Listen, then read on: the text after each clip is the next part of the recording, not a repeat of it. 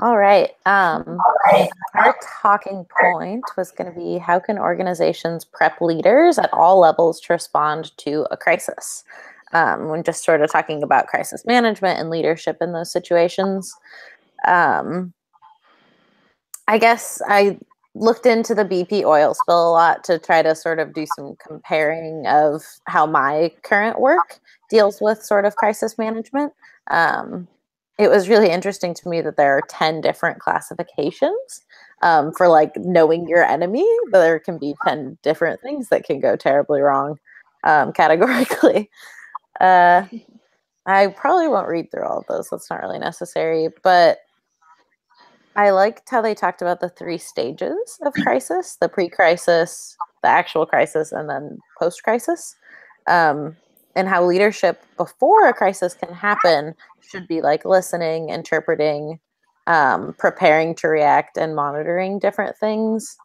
Because you're sort of supposed to be guessing what the problem is before it even occurs, which is incredibly daunting. We look at, I mean, as a country, we don't even handle that all that well. We look at something like a shoe bomber at the airport, and we clearly didn't see that coming. And after something happens, we're really good at reacting a ton and being like, okay, this happened, so we're going to create legislation, blah, blah, blah. But there isn't always, I don't think we're that strong at guessing what just could happen and go wrong. And they were talking about the negative connotations with whistleblowing and how that can be a huge factor in organizational culture around crisis management, where if people don't feel comfortable or it's not like promoted to talk about crises or things that could be leading to a crisis, you can just miss things because people don't feel comfortable speaking up, or they're worried about like negative repercussions for speaking up. Like my boyfriend works at Intel, and they aren't like that at all. But it could be really bad if they were, because people constantly have to be like, hey, my tool is doing something a little funny. And something tiny, like one wrong chemical getting into it could like cost them, I don't even know how much money, Millions of dollars. insane amounts of money because of one wrong chemical getting in. And so if people don't whistleblow on each other to each other all the time, there's all these checks and balances to try to prevent anything like that from happening.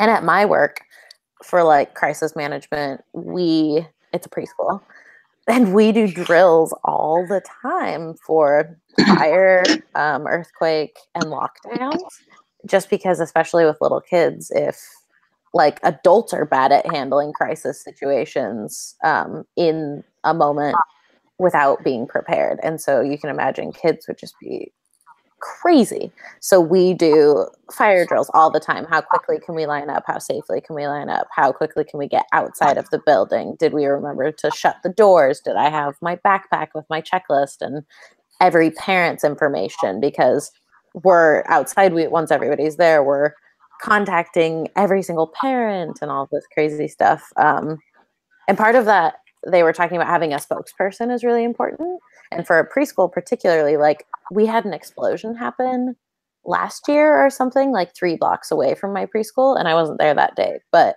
it was loud enough and crazy enough that they could like hear it and feel it from the school, and all of the power went out, and they evacuated so quickly, and like they were able to contact all of the parents and like send pictures of the kids like sitting happy eating a snack, rather than them hearing about the explosion through the news, or just like hearing like, oh yeah, there is an explosion near your kid's preschool, no big deal. I think I'm about to, I don't know. So we work really hard on the specific crises that we could deal with, a lot better than the BP oil spill people did. That was what we were really supposed to compare this to. And like, they just kind of shrugged it off. They didn't want to take responsibility.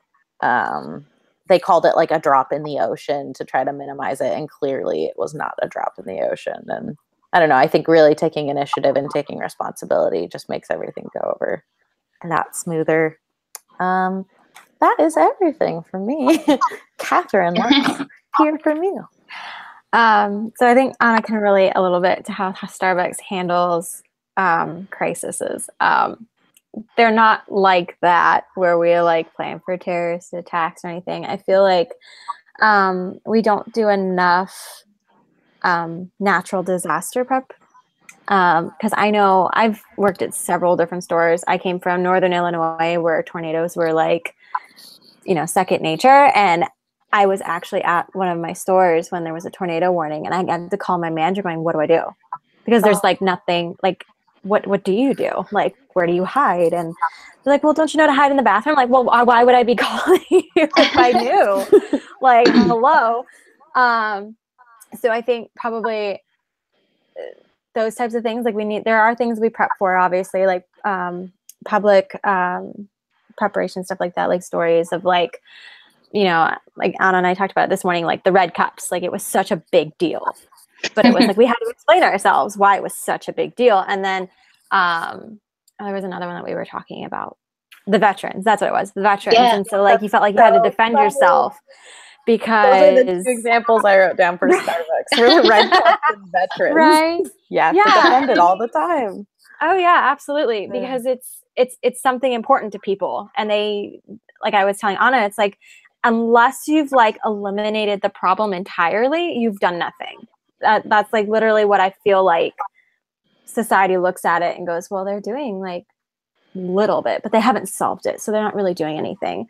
But then like human resources are fantastic. Like I feel like compared to like other companies, I would run to human resources, not as like a cry wolf, but like because I would feel supported. I wouldn't feel like there would be issues. I mean, like today, submitting my homework and knowing that one of our classmates works for a really small company and they don't really have a human resource department. Like I said, well, what would you do like to cover your back in that instance? Because literally that's what you're doing, is you're having to cover your own back because somebody else up top doesn't have you. And it was just like, that's a reality for some people, is that they don't have that. So I think for us working for Starbucks, we've had a really good first impression, I think, of like what it should look like to have a company be able to like cover their back, speak the truth of what they've done and what they stand for. Whereas like with BP, like you said, they kind of just were like, it's really not a big deal. It was a huge deal to a lot of people, particularly along the Gulf Coast. Yeah, I really don't like, I think even like talking about like economic crisis for Starbucks, like there've been moments where like, yeah, it's been a little bit like, whoa, but they have always come through and like, hey, by the way, you get a raise. And I'm like, wait a second, didn't the Dow just drop? Like, I'm so confused. But like, they have a plan. And I don't think 95% of companies are not to that scale. Like they just don't, they're not sure how to handle it. So almost, if anything, I would be like, if I starting a company or working for another company, look at Starbucks and go, this is their model. Like, why can't we get on this level? So looking at all of those this week, I was like, it kind of put me into perspective a little bit with working at a good company going, okay, like we've got it pretty sweet. But then it also was like kind of made me broaden going, how do you help other companies get on that level of taking care of their people, but also protecting their company essentially. And, that type of stuff. So that's what I got. Anna, it's your turn. All right. So I kind of came from the same perspective because Starbucks. I agree when you say that the natural disasters, we don't really have a huge plan. Yep. And at least in the parts of California that I live, we actually have wildfires are a lot more common than earthquakes would be. Yeah. So for us, we don't really have a wildfire plan. Like, it's basically if you hear there's a wildfire and they tell you to evacuate, you evacuate. I was gonna say, I feel like there's more notice with a fire than an earthquake, because earthquakes they can't predict. Mm-hmm. Like I was thinking about that earlier too, with like responding to posts, because they're like, oh, we do natural disaster like earthquake prep, and I'm like, oh, well, what about wildfires? You guys live in like California. We get them all the time. But thinking about it, there's that instant reaction, and then there's that like, well, you're going to get ready to react. So I think that's probably, but it makes sense. So sorry. Yeah. But like, well, that's one thing I think that we could use more practice in trying to establish. Mm-hmm. Human resources, like you're saying, they pretty much cover their bases. As a supervisor, we have basic training on like sexual harassment training like twice a year, just to bring the point home. You know, they have a training just to make sure that there's no workplace discrimination going on, that you're not even unintentionally making partners or customers uncomfortable, because that can also be considered sexual harassment if a customer overhears something you're saying that makes them feel uncomfortable. Mm-hmm. They can complain. I learned that. I was like, wow, I didn't even realize that. So that's interesting. But another thing with the public perception that I thought that actually affected me was with the Chipotle and the whole E. coli breakout with the stores. Mm-hmm. I remember because I love Chipotle, and when I heard about that, I was like, my first thought was, I guess I can't eat there anymore. And I think a lot of people reacted that way, which actually made the leaders of Chipotle like really struggle to keep customers. And one thing that I thought was really cool how they handled the crisis was like as soon as they heard that it happened, they closed down their branch of the stores to hold a meeting, so that there are no stores open while they try to figure this out, so nobody else was getting sick or anything like that. And I thought was really cool is in the crisis situation, they ended up finding. I was learning about this, that they do like DNA testing, like advanced DNA testing on their food now. And they have like the cheese pre-grated before it comes to the store, so there's less risk of cross-contamination.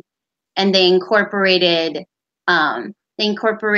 more paid sick days for employees, so that when they are sick, they're not working sick. Which I don't know about your store at Starbucks, but ours kind of struggles with because we're a small store, when people are sick, trying not to work sick. But Yeah. Inevitably, almost everyone ends up having to, unless it's like a serious sickness. Mm-hmm. You just don't have that many people. Yeah. But we have a fully staffed store, but like we're a high volume, high operating store, and we're a drive-through. So 9 times out of 10 people come to work sick, and it's like, okay, well, where do I put you? And then like, we have 3 pregnant women at our store, so someone is always sick. So it's kind of like, what do you do? But obviously you go back to your quasi sheet going, okay, do you have a fever? I'm not going to ask about your bodily functions. I trust that you've got those under control, but just kind of assessing and like really trying to keep it so they're not in contact with the food or with the beverages, and very little contact with people, but also like you're washing your hands, they're washing their hands, go home, wash your clothes, that type of thing. So, I mean, I think there is ways to handle it, but I mean, you're right. If you don't have the staffing for it, it makes it really difficult, but I can see how. It's like, what do you do? Just close the whole store? Like, but it's like pros and cons. They're like, right. And as get in trouble. I mean, and we're in flu season. Like the world isn't shutting down because we're in flu season. So I understand that, like, if people are concerned, like, I don't want that person making my drink. Okay, that's fine. But you are also like more exposed to it being out and about than you are with this one person. Like they're not going to kill you. But, it's like, exactly, what do you do? So, I mean, even now, Starbucks implementing their sick days, I think more people are more apt to take the time off away from work because they have the ability, as opposed to being like, well, I need that vacation hours or I need the hours. They have that little bit of security blanket now. Whereas before it was implied that you shouldn't be there. But I mean, I even have had those struggle where it's like, I am literally dying and can't get up. And they're like, well, I hope you can be here at 5. And it's like, they're like, you're the only shift. You're the only shift. Everyone else is all the hours. Exactly. It's like, or that person's availability isn't Tuesdays. I'm like, well, make it a Tuesday thing. I don't know. P.S. We've got like 30 seconds left. Okay. Just one last point before seconds are up. The only other thing that I wanted to comment on was the Race Together campaign that Howard Schultz did. That was kind of a big flop. And he made a point to try and bring the discussion of race into Starbucks, like have baristas talk to customers about race. And that's a really touchy subject. Oh my gosh, yeah. So I remember when they told me that and being like, oh, I'm uncomfortable. And it kind of just like one of the flops, they figured out that as an issue. and took ownership, and that's it. They handled it. That's awesome. Okay, They did. and All right.